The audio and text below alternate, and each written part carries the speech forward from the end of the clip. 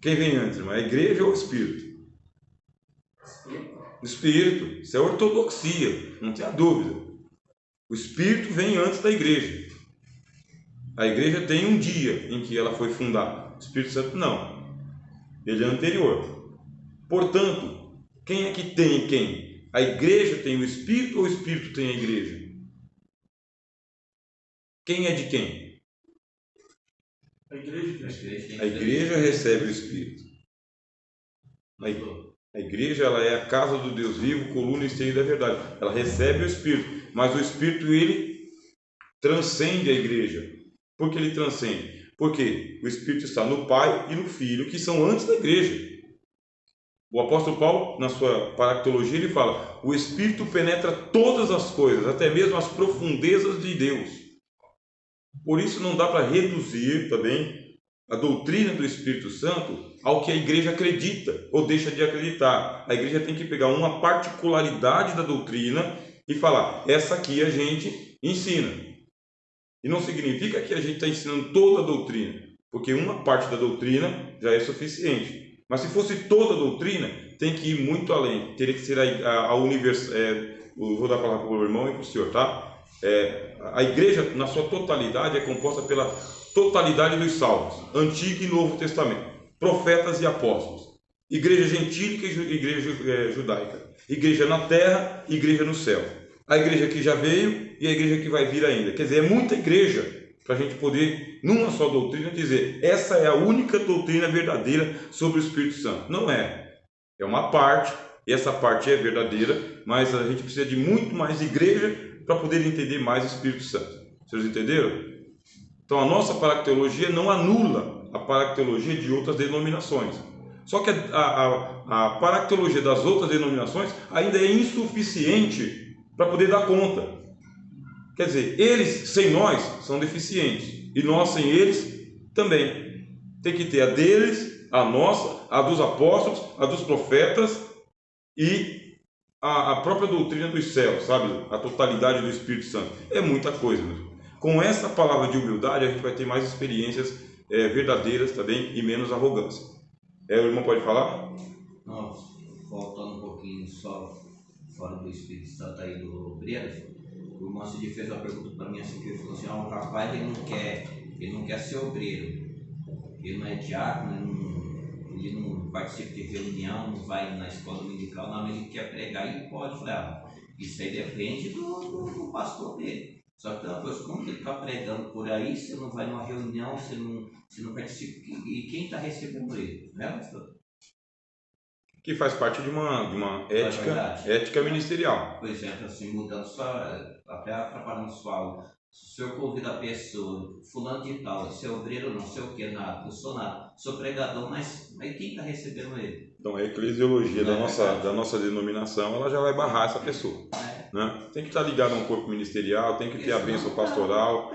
Mesmo sendo pastor da igreja. Você não quer ir numa reunião de obreiro, você não quer estar dominical e sai pregando, quem recebe ele está errado, porque você da onde, meu filho? Você de tal lugar. Mas você faz parte de nada, e sou pregador, eu prego, e conheço o Bíblia, então tem alguma coisa errada. Tem que ter, que a autoridade local, a autoridade local pode receber. Né? A autoridade local, o pastor local pode receber. Agora, se já sabe que ele é assim, recebe se quiser. Não é a credencial que garante o passaporte para o púlpito, né? O senhor queria falar? Pastor Rogério, é o seguinte. Dá licença, irmãos. Aí eu vou falar de mim, tá? Para não causar polêmica na aula. Eu vou falando de mim. O pastor, ele me consagrou. Eu não sou batizado com o Espírito Santo. Eu trabalhava na portaria da igreja. Ele me chamou, trabalhei por 13 anos na administração da igreja como tesoureiro. E ele falou que ia me separar para diácono. Eu falei: pastor, eu não sou batizado com o Espírito Santo. Preenche seus documentos, preenchi, marquei lá com X, não sou batizado. Tá. E aí ele começou a me dar algumas funções. Aí uma vez eu questionei ele, falei: pastor, ele falou assim: Enéas, a gente pede para você fazer, você faz. Tem gente aqui que está com carteirinha, a gente está pedindo, não faz. A igreja está carente de fazer o serviço. Aí me deram um ponto de pregação para dirigir, porque o pessoal, alguns falaram para ele que não podia, porque ponto de pregação, pouca gente não queria dirigir. Aí fiquei 1 ano no ponto de pregação. Aí chegou a época que tinha que levar a Santa Ceia. O pastor falou, né, dá para você levar a Santa Ceia? Eu falei, pastor, eu sou diácono. Ele pôs a mão na minha cabeça e falou assim, está abençoado, você pode ministrar a ceia lá, porque eu não tenho ninguém para ir. Amém. Aí um certo dia eu estava vindo para a igreja, ele me ligou e falou assim, né, você tá tudo em dia, seu CPF, tudo? Eu falei, graças a Deus, pela misericórdia de Deus, está. Falou, então você prepara a sua documentação que eu vou te levar ao presbitério. Aí eu sentei com ele, sentei com a minha esposa e falei. Aí ele falou para minha esposa, você faz a carta lá, tal, que é aquela carta. Minha esposa fez a carta, eu marquei na minha ficha que não era batizado com o Espírito Santo. E me levaram para Belém. Aí me consagraram. Até hoje, o que me deu e que eu senti, que Deus falou comigo de fazer, eu fiz. E aí a gente fica nessa situação. Eu tive avô que foi pastor, que me orientou. Eu saía para os sítios lá no interior para levar a Santa Ceia para as pessoas e eu ficava me indagando. Eu falei, nossa, que situação, né? E o meu avô naquele sítio, aquele sol de rachado de terno, com aqueles bonezão, eu fiquei pensando assim, falei, isso aí não é para mim nunca. Isso lá no passado. Então chega hoje, aí hoje eu sou responsável pela Santa Ceia aqui, de acompanhar os irmãos que estão enfermos, tá? Alguns que eu e minha esposa visitou, eu levando ceia para a esposa, o esposo se converteu, desceu as águas, e eu estou fazendo esse trabalho já faz 6 anos, até que o dia que o pastor me tire. Então vamos lá. A nossa eclesiologia também, ela surge com Daniel Berg e Gunnar Vinga. Batismo com o Espírito Santo é evidenciado por falar em línguas estranhas. Aí o que acontece? Essa doutrina ela é dinâmica, ela continua sendo estudada. Aí o que os nossos teólogos pentecostais, em conversa que eu falo é assim, estudo, diálogo. Voltando aqui para John Wesley. John Wesley chama de como? John Wesley chama de segunda bênção. Como que nós chamamos? Revestimento de poder. O que a paractologia está estudando hoje, está aceitando? Que ao falar em línguas estranhas, irmão, ele é uma das evidências do batismo com o Espírito Santo. Uma delas. Que está no livro de Atos. Falavam em línguas estranhas conforme o Espírito Santo lhes concedia que falassem. Primeiro que eram línguas entendidas pelos homens. Não ouvimos esses homens galileus aqui, cada um falando na nossa própria língua? Quer dizer, línguas estranhas pode ser mistério, ou pode ser línguas humanas, que são outros idiomas falados pelo Espírito Santo. Então o senhor vê aqui já a dificuldade que a gente tem. 2 evidências. Uma que é línguas estranhas, em mistério fala com Deus, ninguém entende, só Deus entende, que fala em Espírito. Pode ser línguas humanas que os outros entendem e quem está falando não entende. Quem está falando. Só que não tem só esses 2 dons. O apóstolo Paulo vai para a carta aos Coríntios, 1 Coríntios capítulo 12, ele fala de 9 manifestações do batismo com o Espírito Santo. 9 manifestações. Aí já não é, professor Rogério, é o apóstolo que nós estamos estudando. Opa, desculpa aí. O problema é que a casa publicadora colocou Paulo para a gente estudar. Então, com simplicidade, o que a gente sabe que o apóstolo Paulo falou? Que existem 9 manifestações do Espírito Santo que estão ligadas diretamente ao batismo com o Espírito Santo.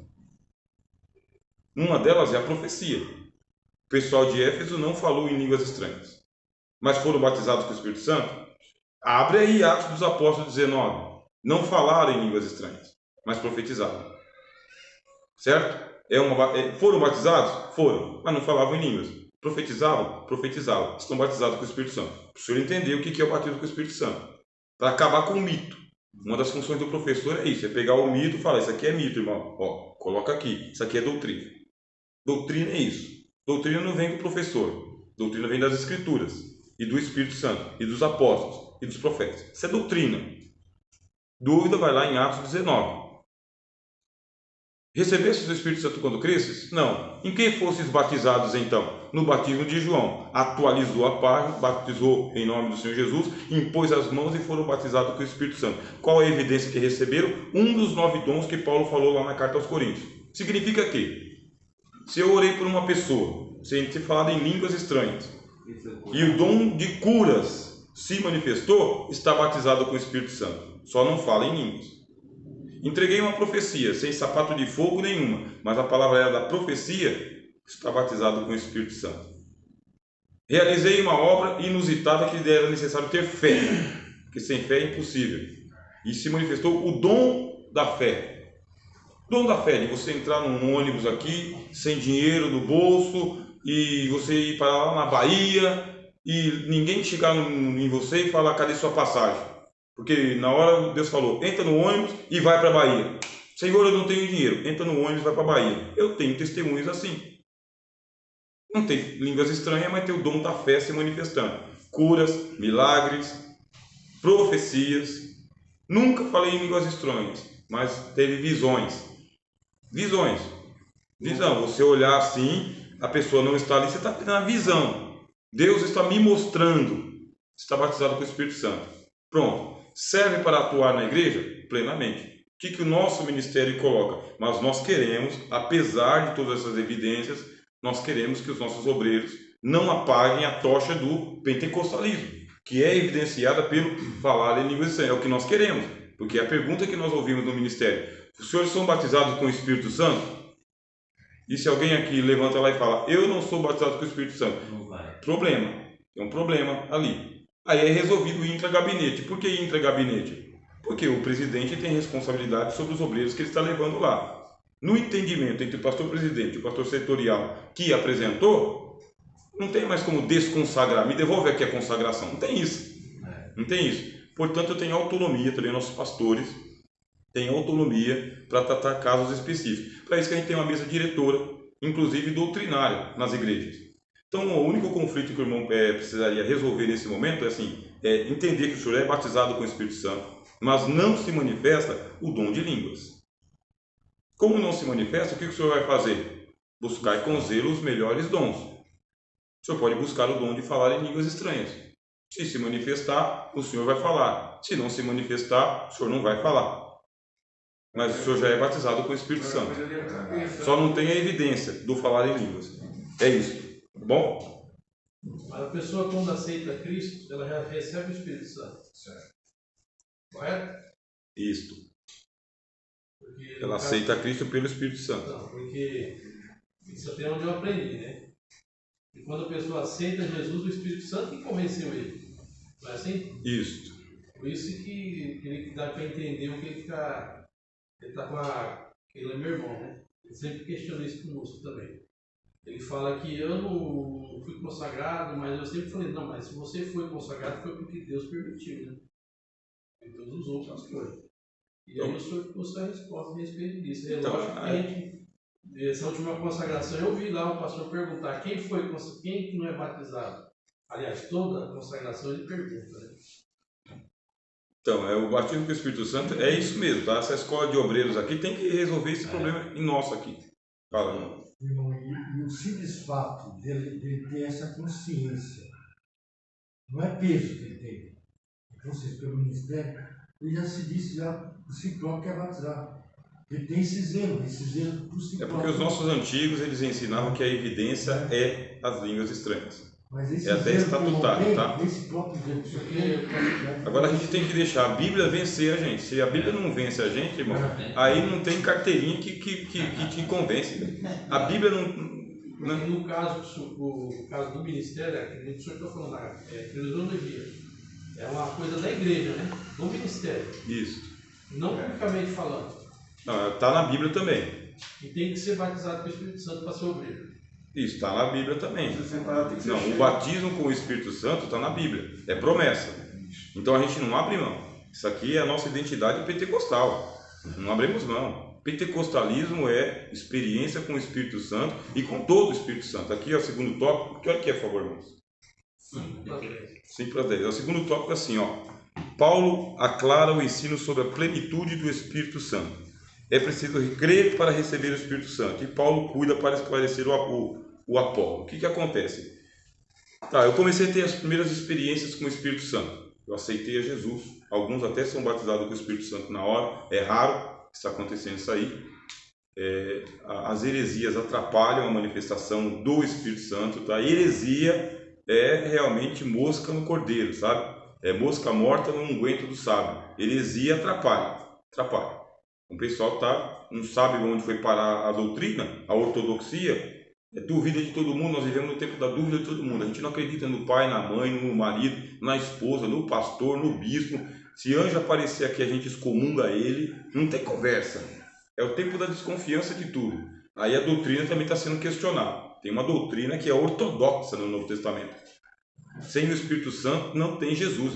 Quem não tem o Espírito de Cristo, esse tal, não é dele.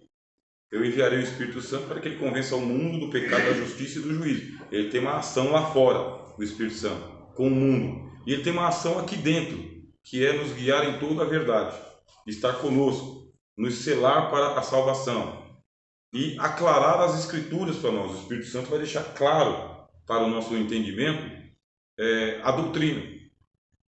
Algum de vós tem falta de sabedoria? Vai falar com o dono. Você está sem sabedoria porque não falou com o dono ainda, ele vai te dar.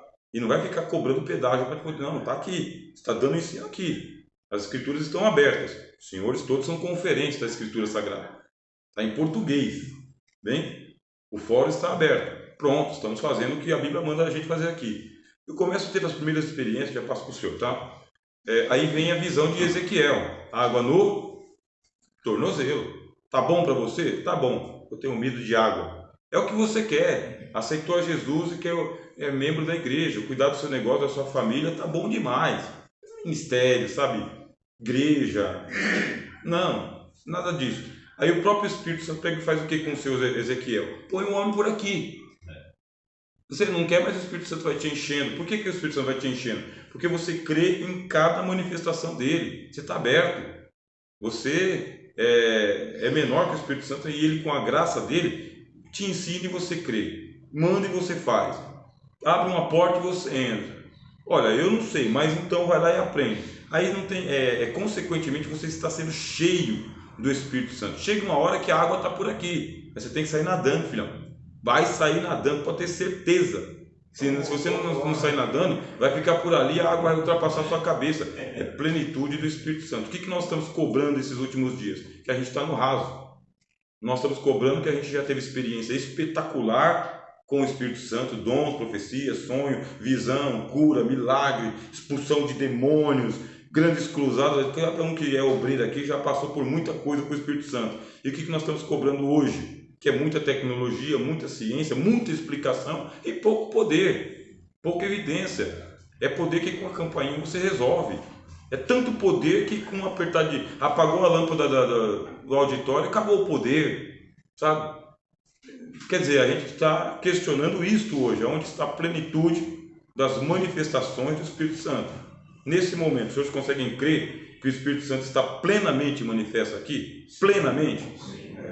Que é Ele que está conosco aqui dizendo, é isso e não aquilo? Agora está faltando línguas estranhas aqui. Cadê? Dá uma rajada aí, irmão. Aqui em Suzano que eu ouvi esse negócio. Dá uma rajada aí, irmão. Aqui em Suzano que eu ouvi isso. Irmão, tira a minha dúvida aqui, fazendo um favor. A Bíblia diz assim, ir por todo mundo, prega o evangelho a toda criatura. Quem crê e for batizado será salvo. Quem crê. Essas pessoas, muitas vezes, que aceitam Jesus, tem um bom tempo na igreja, o pastor está lutando, batiza, ele fala, não quero. Essa pessoa morrer é salvo? Quem não crê já está condenado.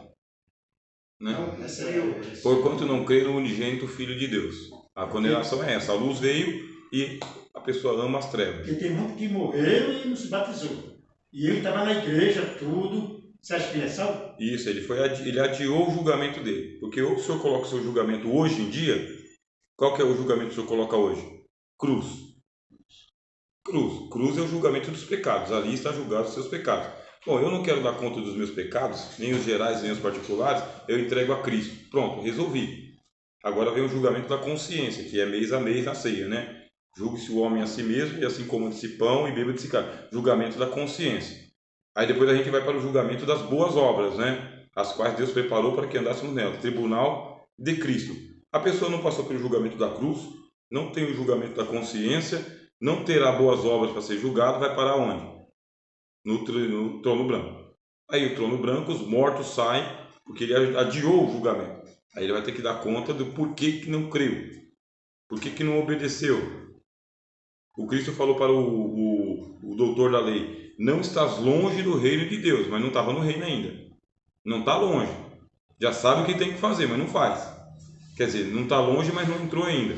Quem não nascer de novo não pode ver. Quem não nascer de novo não pode entrar. É o que o Cristo fala para o doutor da lei. Você está vendo. Se você nasceu de novo, você entrou. Se você nasceu de novo. Se não nem viu e nem entrou, não nasceu de novo. Quer dizer, carne e sangue não é do reino de Deus. Então a consequência é essa aí, adiou o julgamento.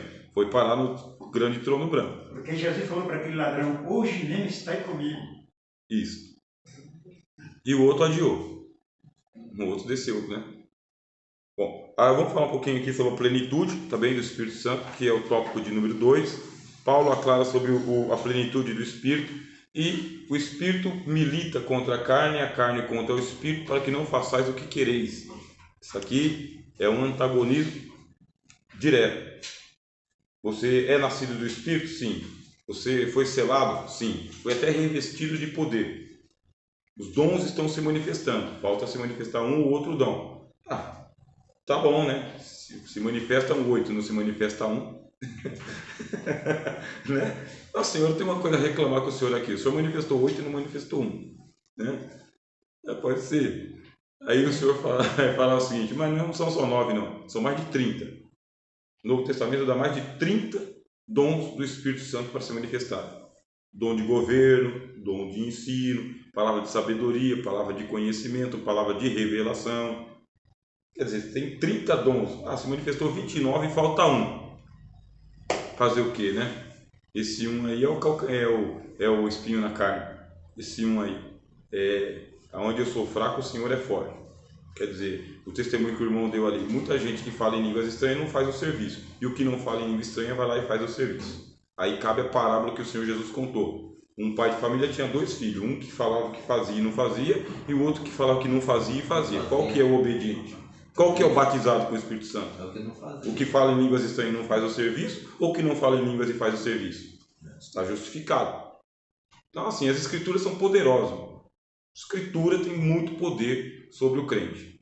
Agora, a gente não pode abrir mão da plenitude do Espírito Santo. Não pode abrir mão. Se dá para nadar, vamos nadar. Não sei nadar, então o senhor vai morrer afogado, né? Tem que andar. Tem que experimentar a plenitude do dom, tá bem? Quando a gente fala plenitude do Espírito Santo, é a plenitude daquele dom, daquele ministério. Se os senhores abrirem aí Romanos, que é a carta do apóstolo Paulo, né? Então, já que a gente está falando sobre Paulo, vamos lá para Romanos capítulo 12. Vamos ver a plenitude do Espírito Santo em Romanos capítulo 12, que é um texto diferente de 1 Coríntios 12. Mas aí vocês podem memorizar, tá bem? Do jeito que tem 1 Coríntios 12, tem Romanos 12. 1 Coríntios 12 fala sobre o Espírito Santo, e Romanos 12 também fala sobre os ministérios do Espírito Santo. Então, Romanos 12. Vamos lá, versículo 5 em diante. Aí você tem 1 Coríntios 14 e você tem Romanos 12. É ponte, tá bem? Ponte. Assim nós, que somos muitos, somos um só corpo em Cristo. 1 Coríntios 14 fala isso. Mas individualmente somos membros uns dos outros, individualmente. De modo que, tendo diferentes dons, são carismas também, segundo a graça que nos é dada, se é profecia, está em 1 Coríntios 12, profecia? Está em Romanos 12? Sim. Se é profecia, vamos levar ela para a plenitude. Como que se leva a profecia para a plenitude? Segundo a medida da fé. É isso mesmo. É profecia? É profecia. Então você vai aumentar a medida da sua fé. Você vai aumentar a medida da fé. Fé é um dos dons do Espírito Santo? 1 Coríntios 12 fala que a fé é um dos dons. Então você pega 2 dons, fé e profecia. Ajunta os 2 dons, você leva para a plenitude. É o teto da casa. É o teto com chaminé, meu. Tá? É o teto com aquela antena, com torre em cima. Plenitude do Espírito Santo. Já que você recebeu de Deus a graça para profetizar, peça de Deus a graça para ter fé para profetizar mais ainda. Não um dia ou outro, não de vez em quando. Vamos levar outro dom para a plenitude aqui. Se é ministério, eu não tenho um dom da profecia nem da fé, mas recebeu o ministério. o senhor recebeu o ministério. Cada um dos irmãos que estão aqui receberam o ministério. Se é ministério, seja em ministrar. Então, seja o melhor administrador que você puder ser, o menor ministro que você pode ser. Eu vou ministrar a ceia, então ministra a ceia com excelência. Aí é plenitude, irmãos. Aí é plenitude. Vai ministrar uma palavra? Então você vai lá ministrar com excelência também.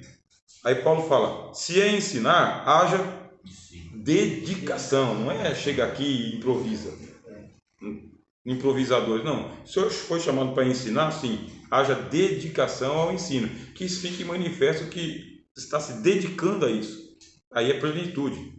Agora recebeu 2 talentos, 1 talento e ainda enterra na terra, precisa para voltar para aceitar Jesus de novo. Né? Aceitar Jesus de novo.